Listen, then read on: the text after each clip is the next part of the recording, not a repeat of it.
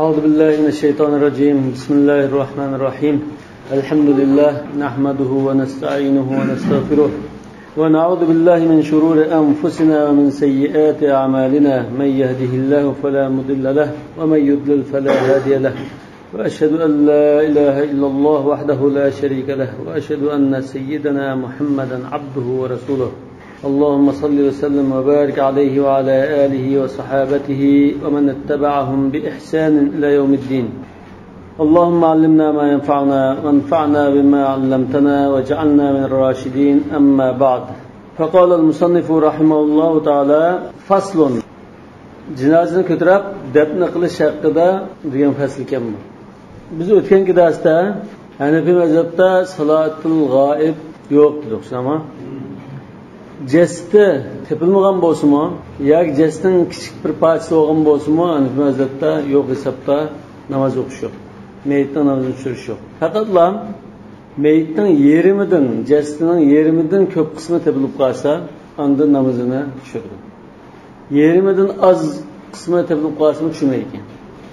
İmam Kasani Badar Sanat'a ولا يصلى على بعض الإنسان حتى يوجد الأكثر منه عندنا.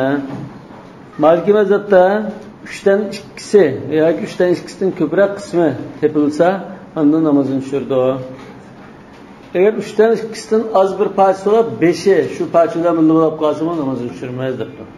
Albatta Şafii va Hanbali mazhablar salatul g'oib ba degan bo'lg'achqa, ya'ni jasadni tepilgan kishining jasad oldimizga akammasakmi namozini tushirsak bo'ldi degan bo'lgan ekan. Bular albatta jasadni tepilmagan holatdami namozini tushirmaymiz deydi. Undan keyin shu yer tavrash yoki shunda bo'ron judon yoki kalkun ofati deymiz, shunday ofatlarda yo'qolib ketgan kishilar bo'lib qolsa, o'lib ketdi deb hukm qilgandan keyin, masalan ba'zida dengiz ofatlarida, suv ofatlarida, yer tavrash ofatlarida bir haftagacha saqlab turdilar bor. O'lib ketdi deb hukm qilgandan keyin Şafii va Hanbali mazhabda uning salatul g'oib namozini tushirdi. Hanafi mazhabda, Maliki mazhabda tushmaydi. Hatto Maliki mazhabda makruh deb jasdi bilmagan kishining namozini tushirish. Ammo yoda jinozani ko'tarib dafn qilish masalasida ayrim bir fasl bayon qildi. Qala fa idha hamaluhu ala saririhi akhadhu biqawa'imil arba'. Jinozani ko'tarib mangan chaqda, ko'tarib mangan jamoat jinozaning 4 putidan ko'tarib mangdi. Yani 4 kishi 4 putini ko'tarib mangdi. Albatta bu jinoza qo'yib, shunda yog'och taxtiravon deymiz. Shunda ko'tarib mangash bu meyitni izzatlashdan iborat.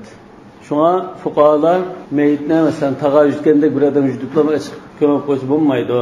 Yoki masalan atuloqqa otiblam unda açık ko'mib qo'ysa bo'lmaydi. To'taylan izzatini qilib, mo'risga elib, uni chiroyli uztidi degan. Taga xaltildagi mal yoki binasiga tovarga o'xshab qolmaslik uchun. لقول ابن مسعود رضي الله عنه من السنة أن تحمل الجنازة من جوانبها الأربع. مش رواية أساسا دليل سبتدا مش رواية كلده. Bu acizrak rivayet bolsun, lekin sahabe kiramlardan şular rivayetli kelgan. Mesela İbn Abi Şeybe ve Abdurrazzaq rivayette an Ali el-Azdi qala ra'aytu ibn Umar radıyallahu anhuma fi cenazetin fahamala bi jawanib as-sarir al-arba'. Yana Abdurrazzaq Abi Hurayra radıyallahu anhu rivayet qilibdi. Men hamalal cenazete bi jawanibiha al-arba' faqad qada alladhi alayhi. Yani Müslüman qarindishi qarta majburiyatini ado qilgan bo'ldi debdi. Undan keyin o'sha asarlik asosan Hanafi mazhabda jinozaning 4 tarafidan ko'tarish, yani 4 kishi ko'tarish sunnat. Ama şu jinozani ko'targan ahvolda navbatlashib ko'tirdi deb Hanafi mazhabdagilar almışıp navbatlashib ko'tarib, har bir tarafini ko'targan kishi 10 qadam mingib almışidi deydi. Eğer almış qalsan bir aylana şu 10 tarafından başlagan bo'lsa, meyitning 10 mo'risi joylashgan mudining sol tarafini 10 mo'risga kelib, undan keyin 10 putini mudining sol tarafidan arq tarafdan 10 mo'risga kelib, undan keyin mudining sol tarafini sol tarafiga kelib, undan keyin mudining oyoq tarafida o'ng tarafini so'l mo'ris kelib bunda almishib ko'tardi, buni tartib bo'yicha deganlar bor. Muhammad ibn Hasan Shaybani shunda ko'rsatgan.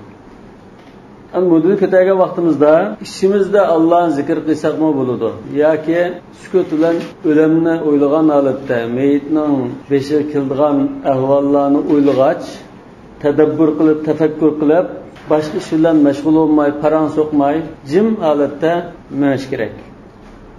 Yig'lash bo'lib qolsa ishingiz yig'ilsa bo'ldi, ya'ni ovoz qilmay yig'ilsa bo'ldi. Oxiri qabristonlik berib jinozani yerda qo'ygan qadar, ba'zi ulamoning qarashida yerda qo'ygan qadar, ba'zi ulamoning qarashida lahatga qo'ygan qadar o'tdamaydi, o'rtirdi. Bu o'rtirishni bir xilimda mayitning hurmati.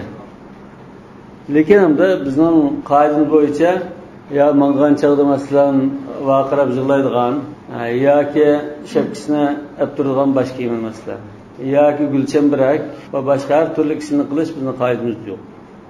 Albatta ayollarning qabristonlik shu modaga ergishib chiqishini Hanafi mazhabida makruh tahriman deydi. Ko'pchilik ulamolar cheklaydi. Qala va fihi ta'zimul mayyit. Yani shunda ko'targan vaqtimizda bu mayitni izzatlash, ta'zim degan so'zni bunda ishlatadi. Ta'zim deb qolsaqmi, salbiy qarindoshlarimiz shirk deb o'qishi mumkin, lekin buni ikrom deymiz. Va so'z ishlatishda masalan biraydan sirtdan kelsa o'rniga qo'ysa bu ta'zim deb turasiz. Bu adab, izzatlash deymiz, hurmat jihatdan deymiz. Ziyadatul ikrom bu. Va siyanatuhu anis-suqut.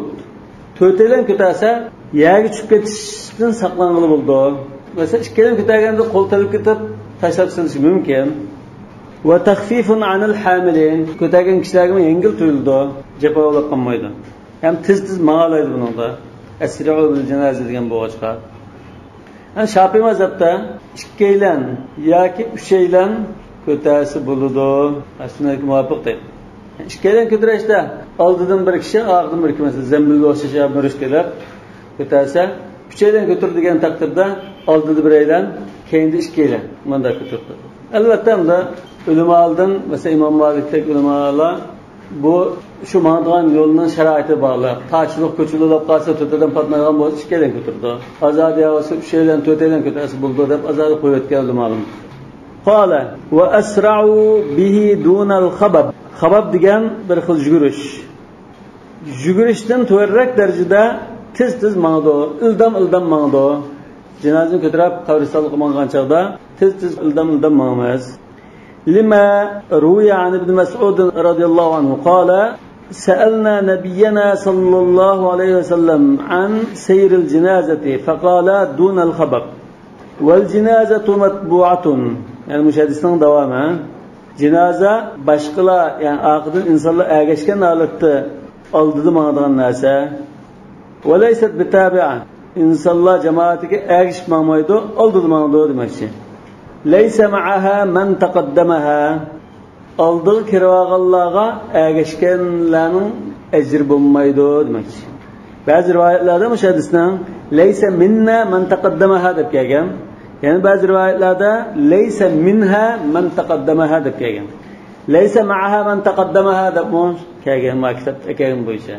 Davom ekan buning ma'nosi jinozadan oldin manganlarga ergashganlarning savobi bo'lmaydi yoki oldin kirganlar bizdan emas degandek bir xil. Ya ayrım ma'nosi bo'ldi. Har birisiga ergashganlar ayrım ergashsa bular. Yo'q, mana shashroqmi yoki masalan to'rt tarafdan ko'tarib manash shu sunnat dedi qo'ymasmi? Agar piyod minib bo'lmaydigan joy bo'lsa, mashinaga bir narsa qo'yish mumkin. Ammo minib paralga yo bo'lsa, ko'tarib manash sunnat. Bu bir xil izzatlashdan iborat. Harbiga tashlab qo'yiblar bunda mangandan insonlar ko'tarib izzatini qilib manishlar. Hizmet deganda ba'zi ulamolar asra'u bil janozati degandagi janozani yuk taraf tayyor qilish qismi bor, lekin manganchilik chuqur aslimash kerak. Çünkü ada cenazeler mağan tizmasıyla kusak terörüp içindeki necaset kifenini bulgap koydular. Mümkün. Lekin Hanafi mazhabının qarashida cenaze ilib mağan çağda ildam başka hadislerde ko'rsatilgan mazmunni asra'u bil janaz. Agar bu yaxshi bo'lsa, sizlar erishtirsizlar. Agar yomon aqida odam bo'lib qolsa, qutulishlar bundan deganda. فبعدا لأهل النار. Ama kafirlerin adeti de mesela Amerika'nın askeri olup kazımda aldırmayı bana koyuşum mümkün. Bizde kaç bana koyunuz. قال فإذا وصلوا إلى قبره كره لهم أن يقعدوا قبل أن توضع على الأرض. Kabrisiga bağın çağda aşı mudine cinazını yerde koyuştan ilgiri kendiki cemaat oturuluşu mekruh. لأنه صلى الله عليه وسلم كان يقوم حتى يسوى عليه تراب. Çünkü Resulullah sallallahu aleyhi ve sellem onu yerlikide koyup üstüge topun tuzlap boğan kadar örtürütte. Yani bir hadiste men tabi'aha yani cenaze fela yaqud hatta tuda. Yani hatta tuda diyenle ulemalar iki xil şerligen. Yani iki xil rivayet kelgen. Hatta tuda alal ard, hatta tuda fil lahd. İki xil kelgen iken bazı ulemalar mudun üstünde yerde koysa başka uttası buldu diyen. Yani bazılar ya mudunu yerde koyup ki yerlik gezip lahd esirip boğan çağda andın uttası buldu bunu örtürdü diyen.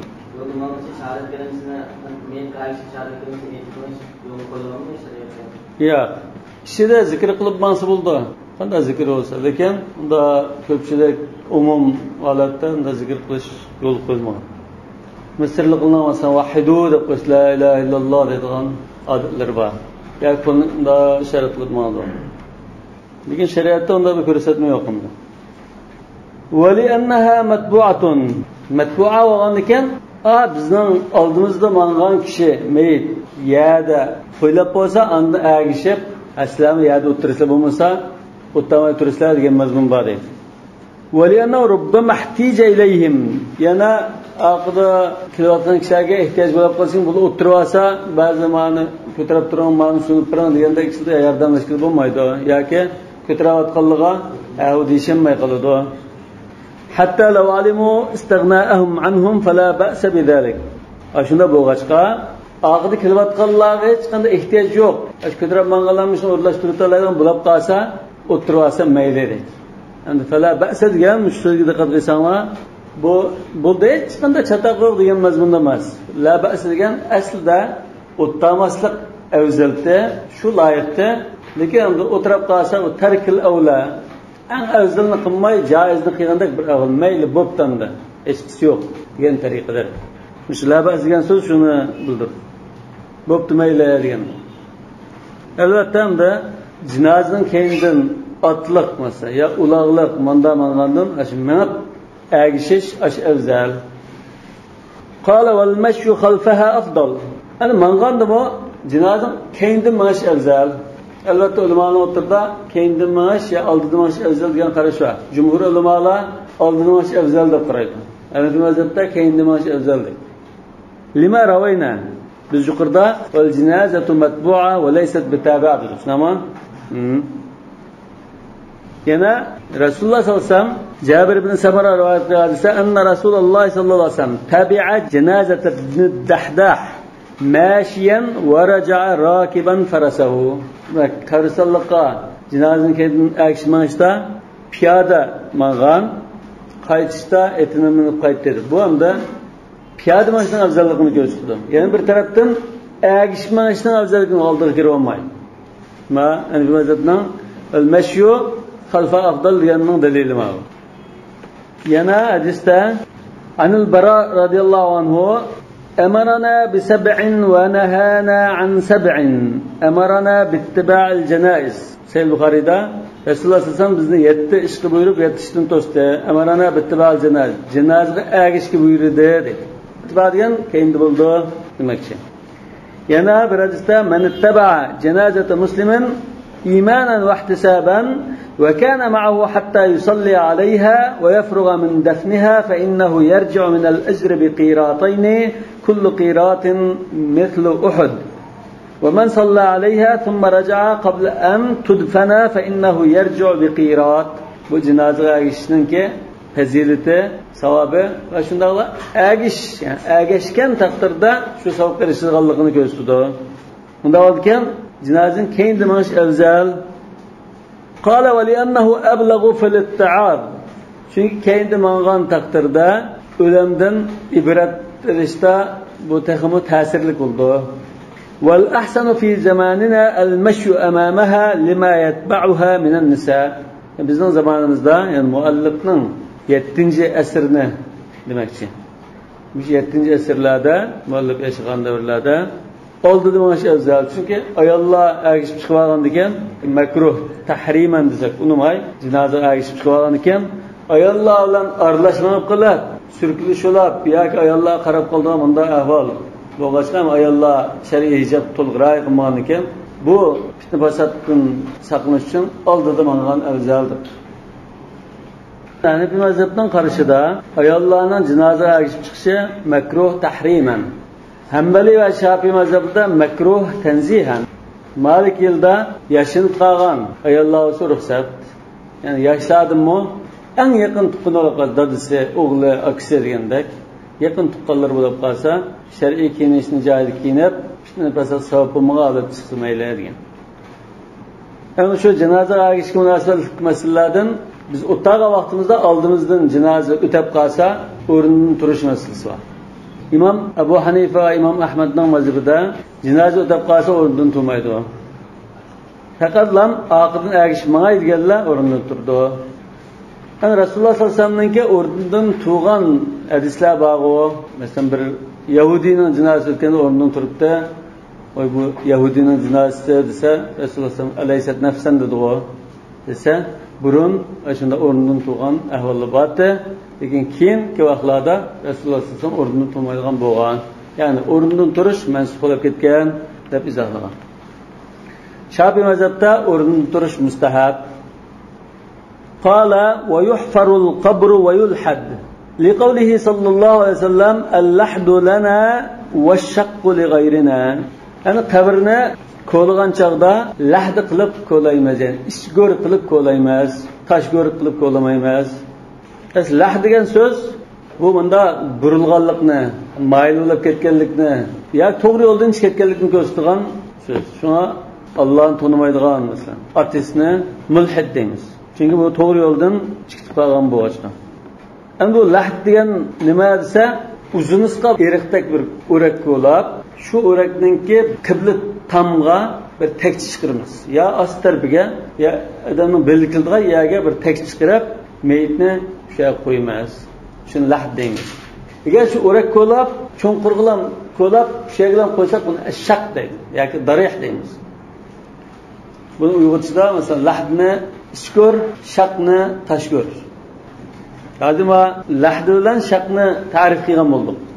Ana Hanifiy mazhabda lahd qilish shu sunnat.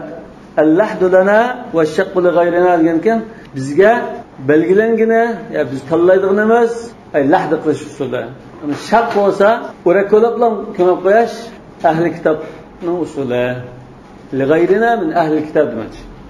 Yani ahli kitoblar shu o'rak ko'lab bilan shu o'raklar qo'yib ko'mishni tanlagan, biz oxirgi ummat lahd qilishni tanlagan. Bu endi mandash qilib aytsak, lahd qilish shaq qilishdan afzal degan mazmun chiqadi hadislarning mazmunidan. Ya'ni ilgirkilarning tanlashi desak, ilgirkilarning tanlashi bu bir chataq ish deb, ya Rasululloh sallallohu alayhi vasallam uni manda qo'lsang bo'lmaydi deb go'kachilni unda to'sgan ahvol bo'lmagan ekan. Shu chaqda har ikki shaklda qo'yganlar bor Rasulullohning zamonida. Lekin ma'u afzal biz man tanlaymiz degan. Bu afzallikni ko'rsatdi. Hatta ba'zi rivoyatlarda Rasululloh sallallohu alayhi vasallam vafot bo'lgan chaqda qanda ko'lash to'g'riliq maslahatlashib sahoba kiramlar Madinada lahd ko'laydigan, ya'ni ishko'r ko'laydigan bir odam, tashko'r ko'laydigan bir odam bor ekan. Ikkilaylarni chaqirib qas burun kelsa, shu ko'lasin desa, ishko'r ko'laydigan burun kelgan. Ayni rivoyatlar bor. Shunlar lahd qilgan. Hatta Abu Bakr, Umar va undan boshqa cho'ng sahobalar lahd qilinib yerlikka qo'yilgan degan.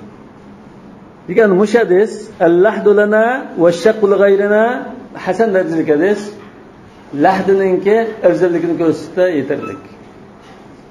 Bunun ustiga shunda Rasululloh va cho'ng sahoba kiramlar Rasululloh sallallohu alayhi vasallam xalifalari lahd qilinib yerlikka qo'yilgan. Bizim diyorimizda lahd qildi. Bo'sh. Unda qo'lab turibsizki, saltisi aslida yakunda sag'izda qattiq kisiga. Shu anda xotanning tuprog'i qum, u tumaydi shu tarafdan. Lekin Qashqarda lahti qildi. Gündüz qo'yiladi, masalan, tuzayapti, gündüz qolib bamchilar. Yo'q, u bir turlari, mana shamgo deydigan bor. Bu bir turlari ekan, unda Qashqarda bizning ko'rganimiz shu lahti qildi, masalan, o'rakka. Mesela o'rak qo'lansa, bunda bir o'rak qo'lansa, bir odam tushadigan o'rin bor. Yani yerda bunda taksi bor. Lekin mayda suv passa, shu taksi ustidan qo'ymaymiz. Qo'yarkan, bu orliqni kishilar etib bo'ldi. Misrda shu shamgol bor ekan. Bular yer ostida bir gami shaklda qilib, yer ostida tushsak, bunda paka-paka o'ylab ekan, shu ustidan bunda qo'yib qo'ygan. Ustun ko'maydi. Bu g'alati bir ish ekan. قال ولأنه صنيع اليهود يعني لحدنا أفزلك شقنا مفضول كلكنا برمسة ويهودي لانن قلدغاش يعني أهل كتابنا عادته والسنة مخالفتهم سنة خالفوا اليهود لبغانك وغا خلاف إشغل السنة قال ويدخل الميت من جهة القبلة ويقول وادعه بسم الله وعلى ملة رسول الله meyitni lahatga qo'ygan chaqda qibla tarafdan kirgizdi. Hadisda qibla tarafdan kirgizish islam emas, meyitning puti turadigan tarafdan jinozadan shunday sug'urib oladi deb kelgan. Agar unda ish afsiz bo'lib qolsa, qulay bo'lmasa, qibla tarafdan shunday sunib oldi. Pastgadan shunday sunib oldi. Bo'lmasa shu qoida bo'yicha meyitning puti mush tarafga yetilgan bo'lsa, put tarafdan janozani akasi shunday ham sug'urib yotqizdi. Qo'ygan odam, o'sha oxirgi makonda qo'ygan odam qo'ygan chaqda bismillah va ala millati rasululloh, ba'zi rivoyatda va ala sunnati rasululloh deb kelgan. Shunda deydi ekan. Shayx Abu Mansur al-Maturidi rahmatullohi alayh shu so'zni izohlab, bismillah degini Allohning nomi bilan dafn qildik.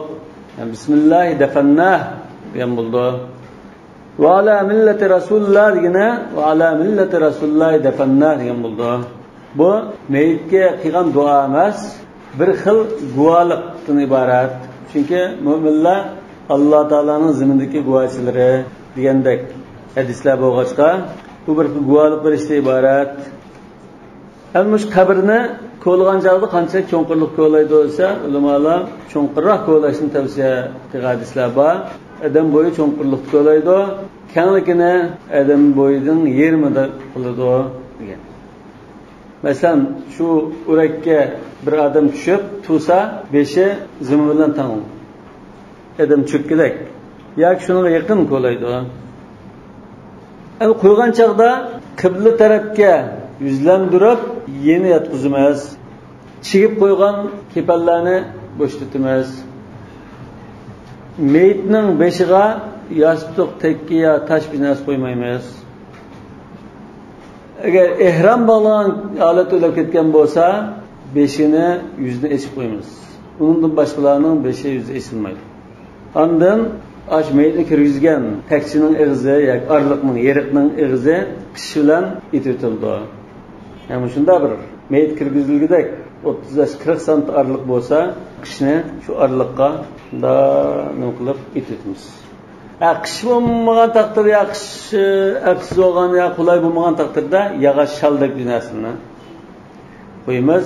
Orliq uchiq qolgan bo'lsa, buni shaxshum bilan, paxal bilan yoki lay bilan ititimiz.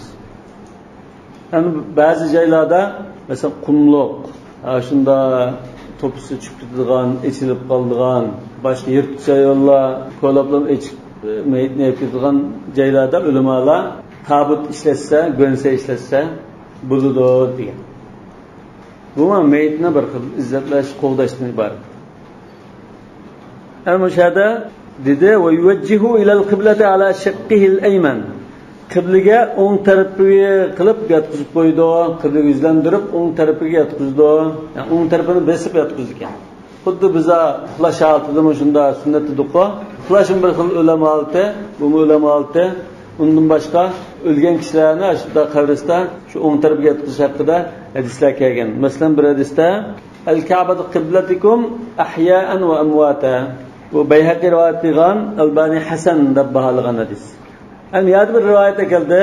Lima rawa Zayd ibn Ali an abihi an jaddihi an Ali ibn Abi Talib radiyallahu anhu annahu qala mata rajulun min bani al-Muttalib فشهده رسول الله صلى الله عليه وسلم وقال يا علي استقبل به القبلة استقبالا وقولوا جميعا بسم الله وعلى ملة رسول الله ودعوه لجنبه ودعوه لجنبه ديان اون طرفga yatqizmanlar degan. ولا تكبوه لوجهه dum yatqizmanlar ولا تلقوه yani ولا تلقوه لظهره deymiz. Ba'zi rivoyatlarda shu لظهره degan bor. ولا تلقوه لظهره ولا تلقوه بظهره yani o'ngda yatqizmanlar, dum yatqizmanlar, yan yatqizanlar demak.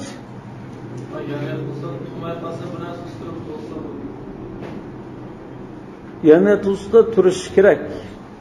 Bunu bir narsa söylab qo'ysa, unda bo'larkan. Qala wa dhur-rahimi awla bi wad' al-mar'ati fi qabriha. Mayitni sunulab lahatga qo'ygan chaqda qabriga tushgan kishi mayitdan yaqin tuqqanlardan bo'ldi. Ya yaqin sabdashlardan.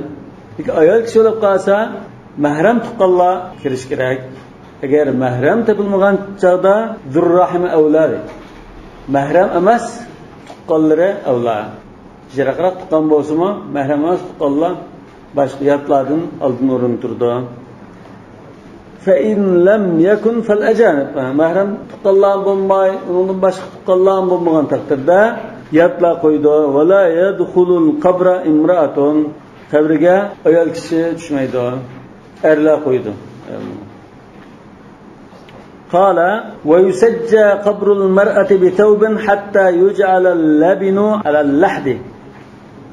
Ayol kishini yerligida qo'ygan chaqda jinozadan sug'urib elib yerligida qo'yib qo'ycha qabrining go'ning ust tarafiga bir lati yeb qo'yib turmaz. Yusajja yani uyg'otda. Yerligida qo'yib uni orliqni qishlar itib qo'ygan qadar bir latini yo'gab qo'yib turmaz. Wala yusajja qabrul rajul. Er kishininki qabrisiga unda bir narsa yo'gab qo'ymaymiz. Mushaqtimi ba'zi bir asarlar kelgan bo'lg'achqa Hanafiy mazhab shunda degan ayol kishininki ishlar hammasi yo'gash asosida bo'ldi degan bo'lg'achqa. Masalan, Abi Ishaq shahidtu janazatal Harith Abu Ishaq Sabi'i tabi'i bu dedi men Haris radhiyallohu anhuninki jinozaga qatnashgandim. Famaddu ala qabrihi thawban. Shu jinoza qadar yerga qo'yilgan chaqda qabrisining ustiga bir latini rahni yo'gabdi. Fajabadahu Abdullah ibn Yazid. Bu musahab bo'lish kerak. Abdullah ibn Yazid buni ta'tvatdi deydi. Va qala innama huwa rajul. Bu kishi bu. Yani bundan ta'tir xum olsa, agar ayol kishi bo'lsa, ustiga bir rahib qo'yib turib, yerga qo'yib oladi degan mazmun chiqadi. Buni İmam İbn Abi Shayba rivoyat qilgan, Sheyx Albani say degan. Yani shunda asarni mutayinib Hanafiy mazhabda yusajja qabrul mar'a degan.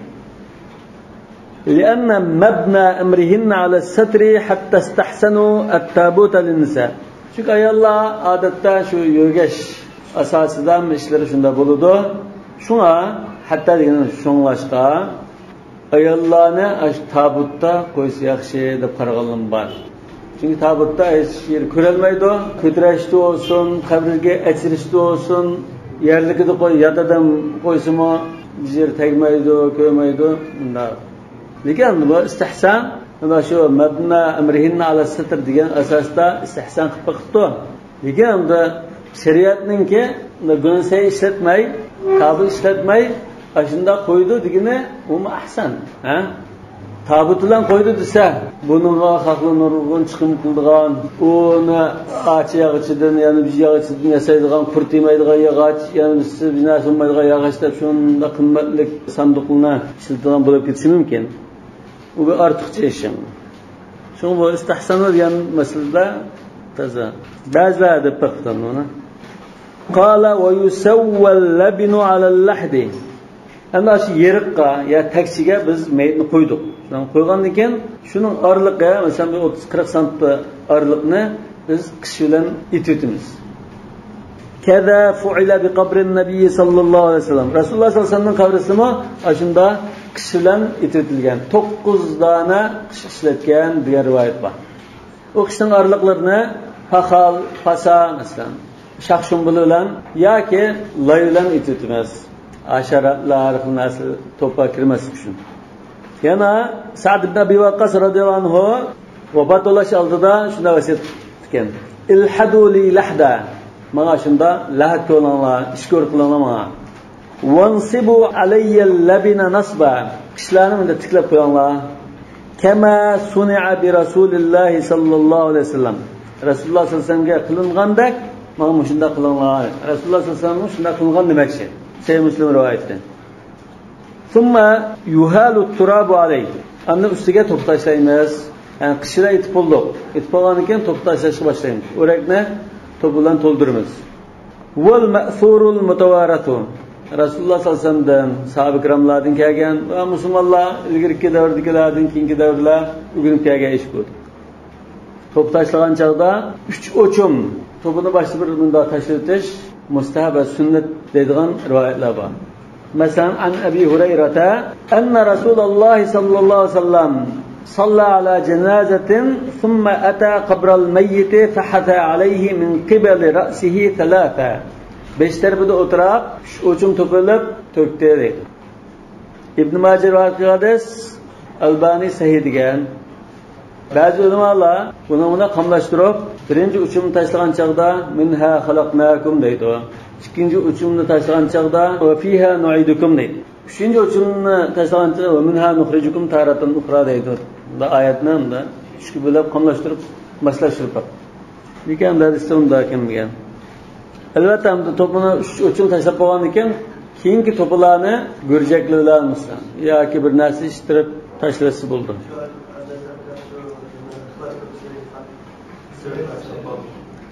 Balki ixlos to'psi degandek nima shunda nimadan kelgan bo'lishi mumkin. Minha xalaqnakum degan oyatning o'rniga bular Allohning qo'p tashlagan bo'lsa, ixlos to'psi degan bo'lishi mumkin. Deganda ma'nimida ixlos to'psi degan bir ko'rsatma yo'q shariatimizda. Allohimizda 3 o'chum to'p tashlash bor. Bu bir hamda meyitning bir xil izzati. Qo'l bilan boshlamanda bir bu izzat bilashgan bor. Qala va yusannamul qabru. Qabrning usti to'giningki lokkisi simon yasaludi. Ko'tarildi. Lokkisiman ko'tarildi. Murtafi'an qadra 4 asabi'.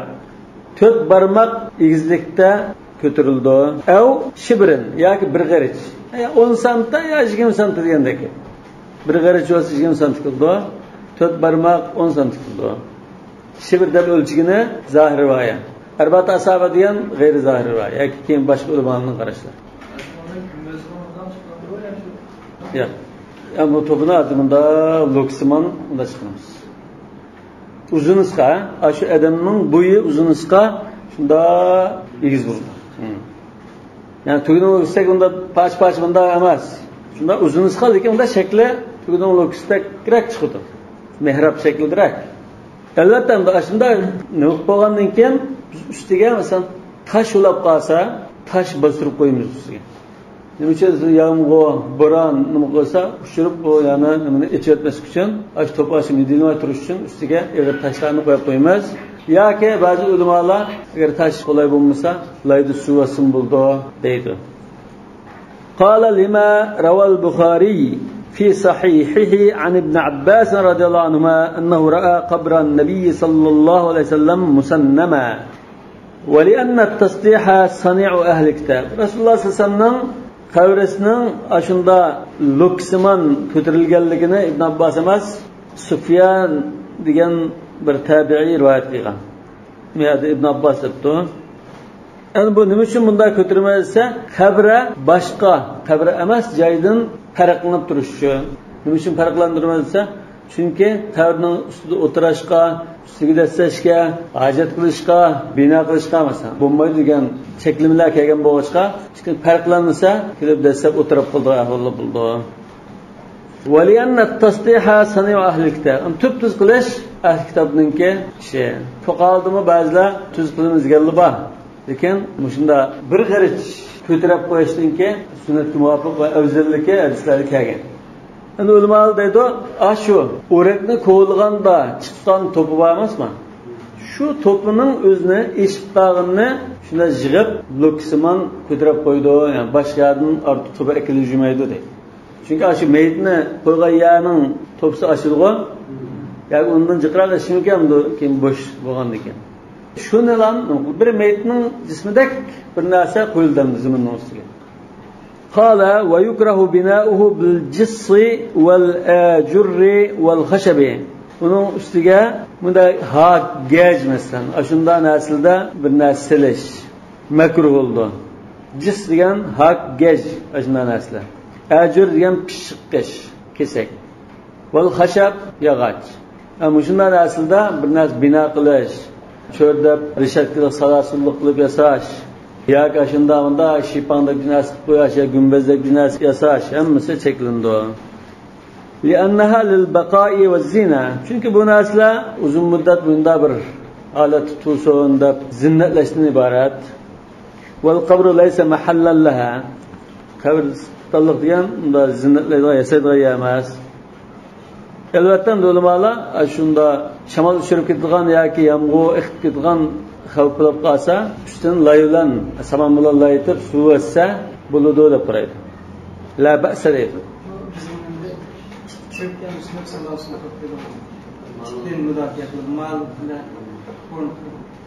Endi xotinninki tuprog'i bir xil alayda qumloq, o'shanda tulki narsalar asan ko'lablam jasad deb ketgan ahvol bo'lsa, jasad qo'dash uchun joy desakmi, lekin yasash zinnat uchun joy emas. Lekin hamma xabarlarda salasini qilmaydi xotinni. Ba'zi chetlarda anda hozir ikki yo'qolib ketgandan keyin endi shu musannam qildik masalan. Degandan keyin tashin qildik yo suvdoq suvgandan keyin bunga suv chechitilgan sunnat bor. Rasululloh sollallohu alayhi vasallam o'g'li Ibrohim vafot bo'lgan chog'da qabrisiga suv chechitgan. Qala va yukrahu an yudfana ithnani fi qabrin wahidin illa daruratan. Zurriyat tepilsa ya adam yetishilmay ya go'kachilar ko'lab ulgurmagan ahvolda ikkalanni bir qabrga qo'yib bo'ldi, lekin o'ttirga pasliq qo'ydi. Zurriyat bo'lmasa ayrim-ayrim yotqizdi. Masalan, Uhudda shahid bo'lganlardan Jabir ibn Abdullahning dadasi Abdullah birinchi bo'lib shahid bo'ldi. Jabir ibn Abdullahni yana bir shahid bilan birga qo'ygan. Keyin Jabir radhiyallohu anhu bir muddatdan keyin imkoniyat yer bergancha chiqib, dadasini ayrim qabriga ayirgan.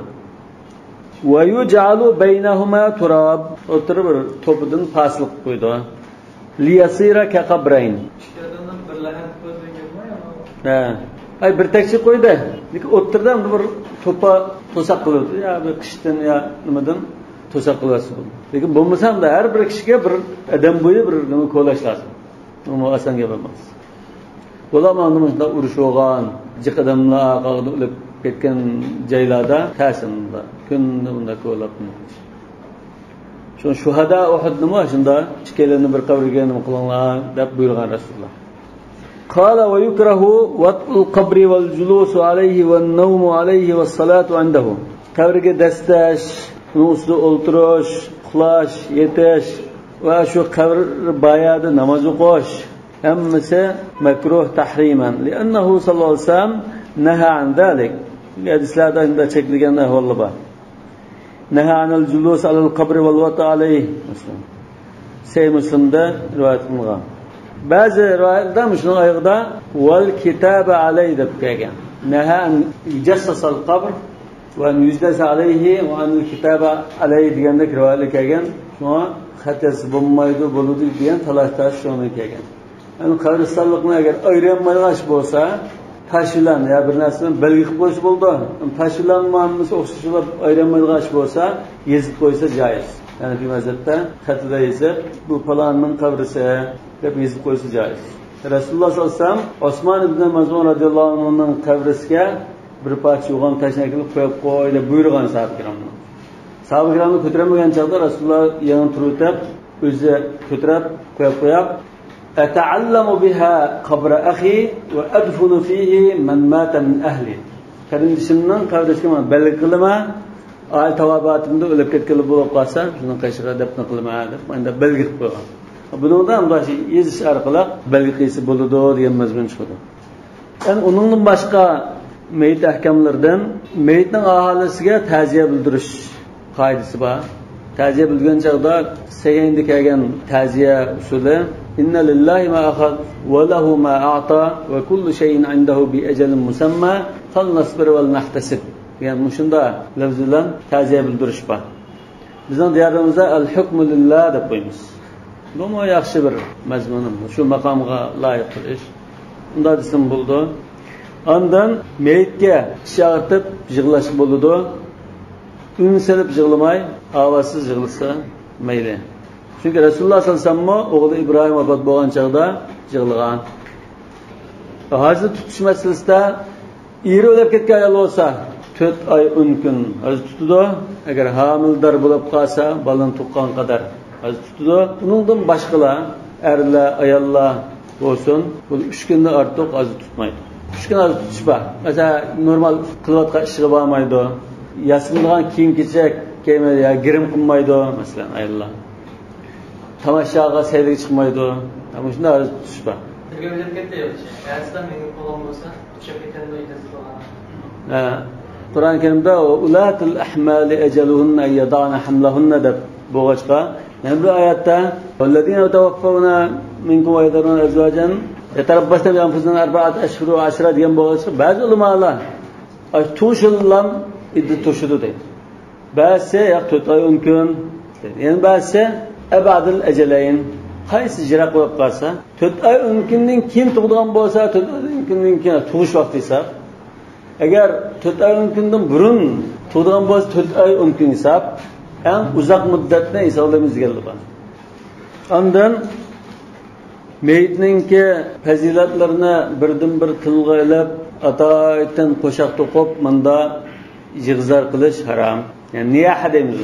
Naiha, ha? Ashunda yig'laydigan, yig'lab turgan ayollar bor. Ha, qamlashtirib qo'shaqni to'qib. Bu harom. Onun boshqa o'zini kachatlaydigan, yoqisini yitadigan, beshiga to'p qo'ydigan arablardagidek. Ashunda islam harom. Chunki hadisda laysa minna man latamal hudud va shaqqal juyub va da'a bi da'val jahiliyya degan. Muttafaqun alayhi hadis. Yana meyit munosib ahkamlardan meyitni yerligida qo'ygandan keyin chiqqan jamoatni meyitga istig'for etishga chaqirgan.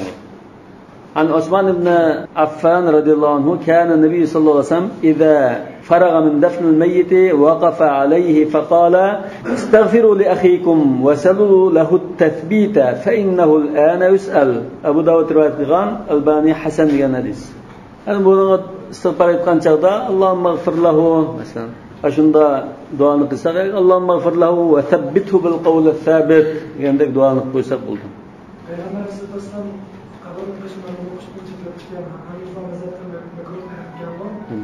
Lekin amma Payg'ambar sollallohu alayhi vasallamga sahobalar nasl tozara ayollarga bilgi tushib qulab Payg'ambar sollallohu alayhi vasallamga shuyaga berib hamma suyakni qamashdi. Ve cenazemiz şu meyitning cenazesini tushirish bo'lgan ekan. Bu birinchidan shu meyitninki namozini tushirishi. Başlamasan bir farz namozni ya namozni o'qiydigan emas. İkinciden Rasululloh sallallohu alayhi vasallam bunga o'lib ketib qolsa, men xabar qilaman degan. Bir miskina, bir bechora ayol masjidni supurib tozalaydi. Og'rib qolgan Rasululloh shunda buyurgan sahobalarga. Ondan bu kechirib tugab ketgan bo'g'achqa, bu ayolni bir cho'ng bir odam emas endi deb Rasulullohni bayram qilib jumayli qo'ysak bo'ldi deb kun bitgan. Ba'zi vaqtda haqqaru sha'nahu rivoyat bor. Ki Rasululloh sallallohu alayhi vasallam bu hech ko'rmaydilar inson nima bo'ldi degan ekan, bunda kechida ko'mib qo'ygan to'qsini bayram qilmaydi. Yo'q. Men sizga demadimmi xabar qilaman deb berib namozini tushgan. Endi shu meyitninki ashar tushmasa birdan bir yo'l nafsil qabr qilishi lozim. Nafsil qabr to'g'ri bo'lgan ekan, ashar tushirishga majbur bo'lganlik.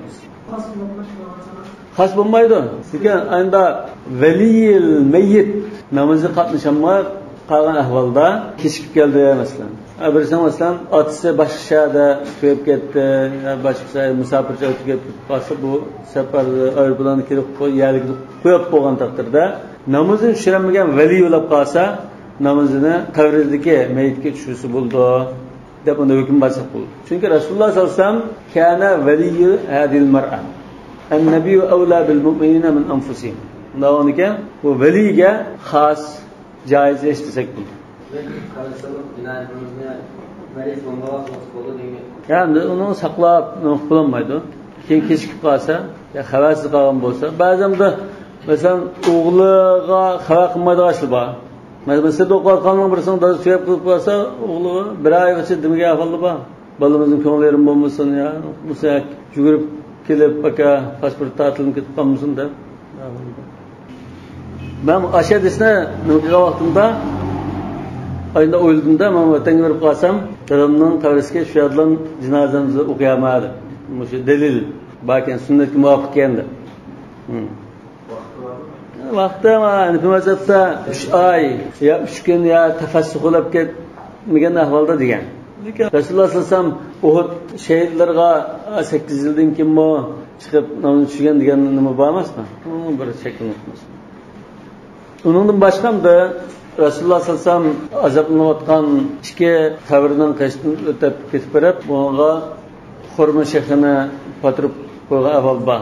Ba'zi ulamolar buni umum kishilarga joiz deb endi ko'ktat tikib qo'yish, jirim tikib qo'ydigan, yo'inda gul qo'yib qo'ydigan ishni joiz degan bo'lsin, lekin ko'pchilik olimlar bu Rasululloh sollallohu alayhi vasallamga xosda, undan boshqalar unda joiz bo'lmaydi deb qaragan.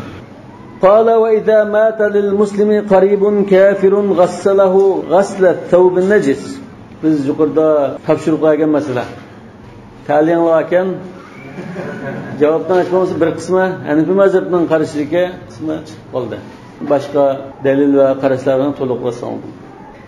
Bu hamda musulmonni jutaragandak bu qoidasi bilan unda jutarab ibodat jihatida jutarab emas, bir mehnat olib ketib qolgan narsani tozalab yuvib qo'ygan tariqada mehnat kiyimni tozalagan shaklda yuvib tarab qo'ydi. Va yalfuhu fi thawbin va yulqihi fi hufra. Bir parcha rahga yugab bir o'rakka tashlab ko'mib qo'ydi. Ya uni lahad qilamiz, unda qilamiz, bunda qilamiz, ular aytimiz deyganda tafsilot unda bir alohida ko'ngil bo'lish yo'q. Shuni oddilam ko'mib qo'ydi. Zaten namaz düşürüş yok. Ve la tusalli ala ahadin minhum mata bada. Ama ve la taqum ala kabri onun kabri sallı oturup ya dua kılıp kılış yok. لأنه مأمور بصلته وهذا منه. Ama tuqqan bo'lgan ekan, silat rahim buyurilgan bo'lgan ekan, insani bir majburiyatini ado qilib qo'ydi. Va li alla yatrukahu tu'matan lis-siba'. Yirtqichlar yakatmaslik uchun unda tashlab qo'ymaydi.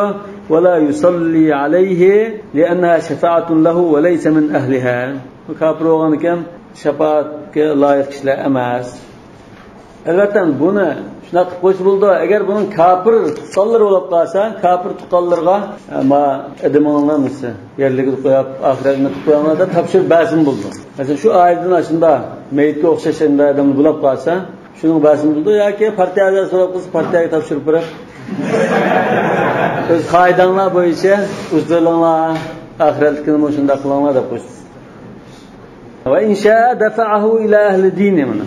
Qanday dinda bo'lsa, shu sabtashlari bas bo'ldi. Liyafalu bihi ma yafaluna bimawtahum. Ularda chambarak qilamdi, chantaqamdi, qanday qilsa, qoidasi bo'yicha uzib qo'ydi. Bu bizning diyorimizdan ba'zi ulamolar qattiq diqqat qildi, shunda kafir kishilar o'z namozini tushunmayman. Bu kafir kishi deb rad qilganlar bor. Ba'zidan rad qilolmay majbur namozini tushgan ahvolimi naql qilingan. Agar to'g'risi ham uni namozini tushirishga bo'lmaydi. Yani haram, namazını düşürüş haram. Buna da namazını düşürmeyme, bu Müslüman emas deyiş lazım imamlar. Yani bununki bir taraftan kişilerge terbiye veriş rolü var. En naçar, en yaman kafirlarımı öleminin aldıda acizlik kıskıldı. Kiyinki şu lahzilerini uylayıcı oldular. Öyle kiyin namazı düşürülmeydi kallıkı. Müslümanlar cemaatinin kavristanlık koyulmaydı kallıkını bilse, hayat vaqtida g'it qilsadi. Musulmonlar qarta u darajada unda ziyon urdigan, unda eskilikni qilmaslik mumkin.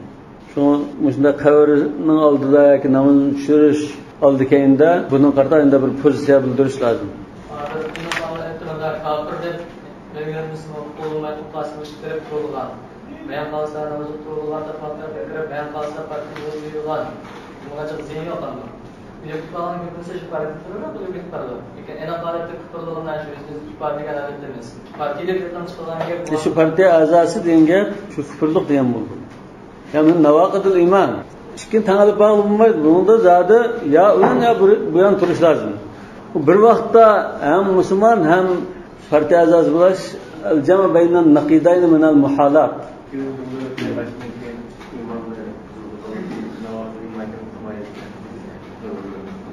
O'qmasa balki ham Alloh taolo o'zi biz taraf qilar, lekin biz bandalar partiya a'zosi deb muomala qilishimiz lozim.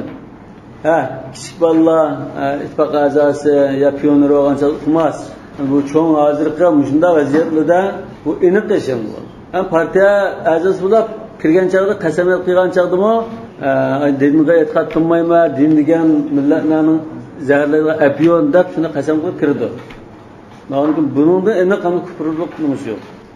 Albatta bizda qanda bu kishi haqni to'nidi, partiya a'zosi bo'lib musulmon holat bunda yashg'ullanmay ekan, ya uni ya buning turish kerak ekan desa, bu kishi partiyadan chekinish uchun qo'ldan kelishicha urinib boqadi. Hech qanday qatnashmaydi, o'zining tarafidan chekatdim deb ma'targa mansub bo'ldi. Ahli jamoat qarindoshlarimga e'lon qilib qo'yaman, tavba qildim, bundan hech qanday munosabatim yo'q deb nafasi o'z tavba qilganlar. Lekin uni qatnashib qo'yib, ma'no qo'yib, bu nima ish bunday qilsangiz majbur hamda bizda. Lekin majburlik nada? Shu mansab o'smasligi mumkin, yoki ba'zi imtiyozotga erishmasligi mumkin. Shu boshqa majburlik yo'q. Maktab o'qituvchilari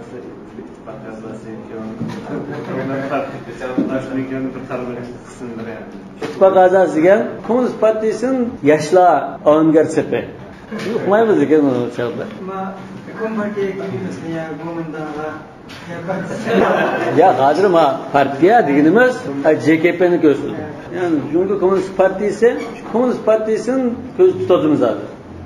Vallohu a'lamu bis-savab. Subhanakallahumma bihamdik, ashhadu an la ilaha illa anta, astaghfiruka va atubu ilayk.